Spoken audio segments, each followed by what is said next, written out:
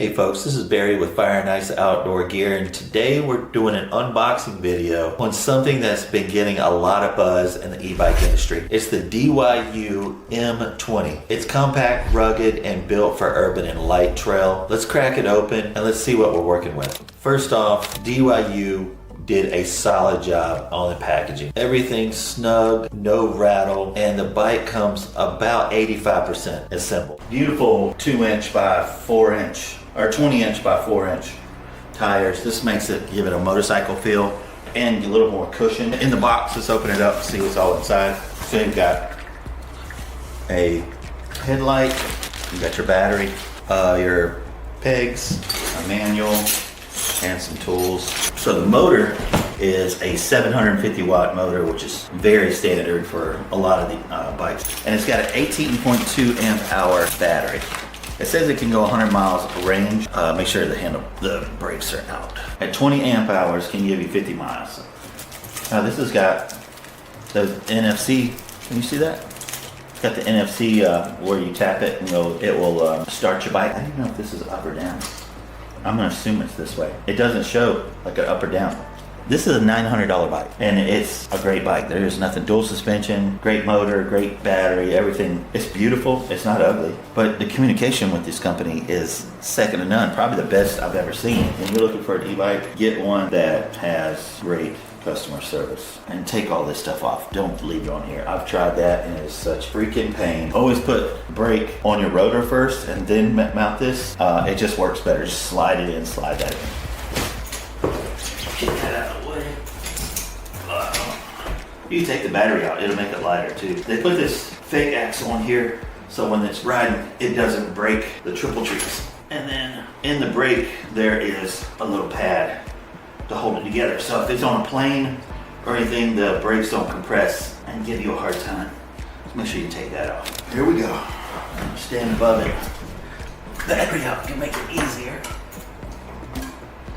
Brakes are on. I'm just gonna put the kickstand down. That's weird. The kickstand's pushing the bike the other way. If that happens to you, we need to fix that. Okay, I know what I did wrong. I wonder if you saw it. Did you see it? Do you know what happened? The reason why this isn't working is because this is dual suspension and the shock is all the way down. It's not put together, we have to put it on there. And that's why that's acting a little bit crazy. So I'll show you. This has got all this travel. They leave the screws in there for you so you don't have any screws anywhere. What is crazy is how anxious companies are when I get the products. Like, when are you gonna get it done? When are you gonna get it done? When I just got it. And then they give me a bike that, well, not all the right tools. I can't put the shock on this bracket because it's pushed over. So this has to slide inside here.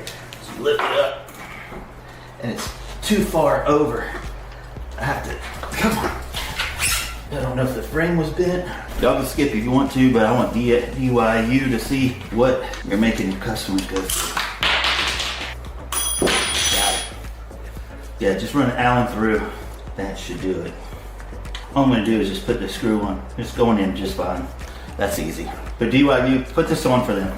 And whatever happened, this thing's bent, which I don't think it'll affect anything. So now that this is on, this will work perfect. So the first washer you want to put on is the one that has the little L shape, because there's a hole down here and you'll put it right inside that hole, and then you put your washer on, regular washer, and then this is a castle nut. Same thing on the other side.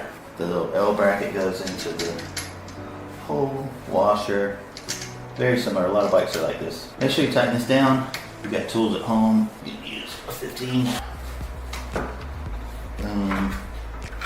And I'll tell you, DYU, a lot of companies now, which this one actually has it, I think, is a welded on nut. So you don't have to have all of these tools or anything. But the only downside about this is it a lock nut? It is, good. All right, it's a little bit stiff, don't worry about that. It's the nylon locking in right here. And then now we've got to take these off down here. There we go. Tighten that down. I'll do the other side, and then we need to do the headlight. That should slide out. There we go. Pull it around that. And they have the screws for this on here. You have to take these off. Now there's a rubber gasket. I don't know what it says on their thing, but this little rubber gasket, keep it in between, just put it in the inside of the bracket. The vibration needs to be touching this and this, and then put that on. This gasket actually stayed put. All right, and then just need to tighten that up. All right. It does come with some keys too. That's for your bike, your battery, so you can take the battery off and charge it. Let's work on one more thing. Got that. This up here is loose, so what we need to do is get up. Make sure that this is lined up with your tire. So if you look, you see how high this one is and how low. That's wrong, this is wrong, and it's stiff, so you're gonna have to take all of this loose and move it around. So I'm gonna go ahead and do that. It's just this screw here that's gonna move this down. This screw, I'm gonna lift this up. This is just gonna be loose. All right, let me fix that and I'll be right back. All right, so let's put this on here. We're almost done. So I apologize for telling you it's 85% done, which is kind of what they say, but you got to put the shocks on, your handlebars, your front tire, your fender, your handlebars. You got to adjust your handlebars, you got to adjust your brakes. There is, in my opinion, more than that. So these are plastic, but it's an $800, $900 bike. You see it's L, I don't know if you can see that, and then R, which is probably going to be a blurry, but that's rider's right and rider's left. So rider's left is the green one. So got the green one, the little green. This is going to be rider's left, and you're going to have to do lefty tighty. So lefty tighty, and then the other side, right, is righty tighty. It's just so when you're pedaling, it's not unscrewing itself. So just a heads up there. All right, make sure you get a good tightness on that. Then I'm going to do the other side. I want to show you how to charge it and how to take the battery off. Then we'll go up and go through the electronics up front. So it does come with some keys. They're going to be on a little hanger right here. Put this in here, pull it forward, and then grab this and push forward, and then it will come straight out. You have a little button here that'll tell you what your power is in your battery. And then on the other side, on the very top, just like this, is the place where you plug it in. And it has an on-off switch. So make sure you turn this on. It's got an on-off switch on here. This stuff up top will come live. If this is off, none of this stuff will work. It's like, what's going on? There's a little switch on the other side that says on and off, or like plus and minus, or whatever, or circle and minus, or whatever. So I just want to give you a heads up there. So let's go up top and play with the electronics. All right, and then this, I'm probably just going to take off. I don't see why I wouldn't want that on there at all. So we've got on, your plus, minus, and your horn. You got a light here as well. We're going to play with all of those things. I'll tell you what, that was satisfying. You've got your shifter here, just like a car, 1 through 7. And don't shift this when you're not moving the wheel. It'll hurt it. It could potentially hurt it. So let's turn this on. Oh, it's got a, I wonder if it's 000. I might have to look at the code. So there's a password in here. You also have these little NFC. Let me see if that'll.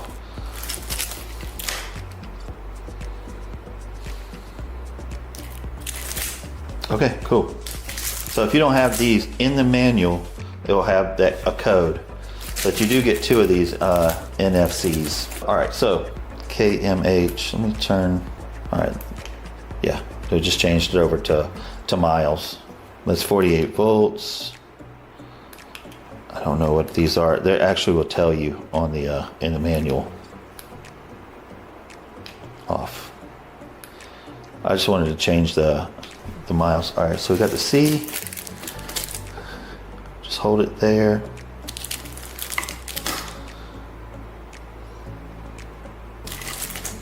All right, so now you have your miles per hour, how far you're going, your and your percentage battery. You do have your throttle right here, which nothing's going to happen because we're at 0 right now.